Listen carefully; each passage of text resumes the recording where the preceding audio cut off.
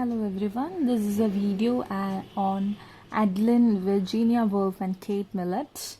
I'll be continuing this as small videos, small clips of information. Now let's start with Adeline Virginia Woolf. She waged a lifelong battle for clarity, sanity and truthfulness. She was born on 25th January 1882. It was 1882 when it was the year when Virginia Woolf was born. Now, she was born in London, Hyde Park Gate, London. Now, conditions of Victorian society, as we all know, was rigid. That means girls were not given so much of a freedom. Her brothers were educated at school and she was home educated.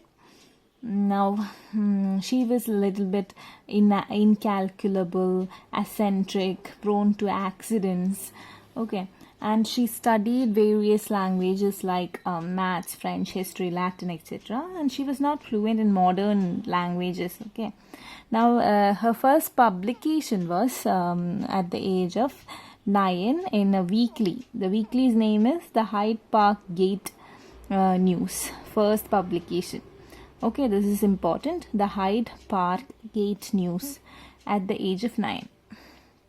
Now, A History of Women portrays her early feminist interests. Now, for her, one of her work is A History of Women.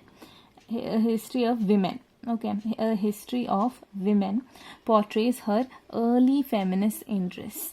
Now, as we all know, she was a member of the group named the Bloomsbury Group. It was a group of artists, writers and intellectuals who were her close friends.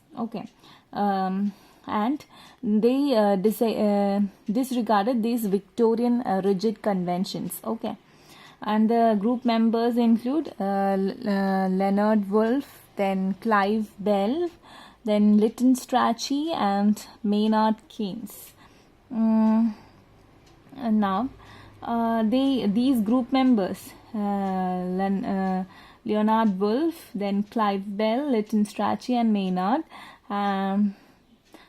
rebelled against Victorian morality and traditional wisdom.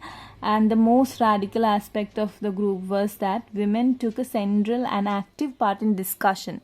This was a group where they discussed about the social norms, various topics, and women played a central role in these discussions. That's a very good news, right, in the Victorian rigid society.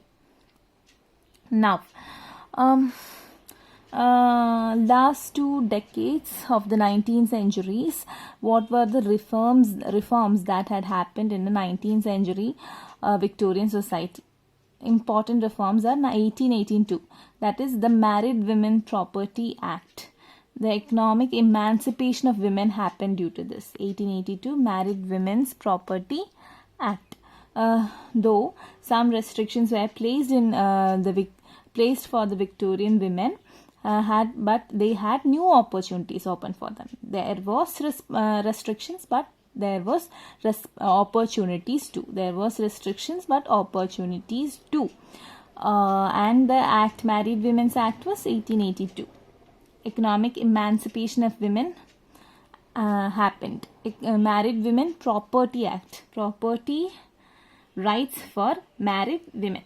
Now, lives of Bronte sisters, then Florence Nightingale, Elizabeth Barrett Browning, George Eliot, these are all women writers, show that women of genius was no longer confined to die in obscurity and to be buried at crossroads, as Virginia Woolf wonders in A Room of One's Own. A Room of One's Own is again an important essay by Virginia Woolf. In that she says that these women of caliber should not be confined and one day died and just forgotten. They are of important character, important caliber. And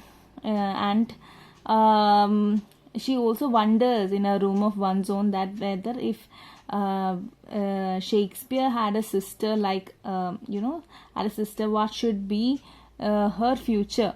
What will be her future then?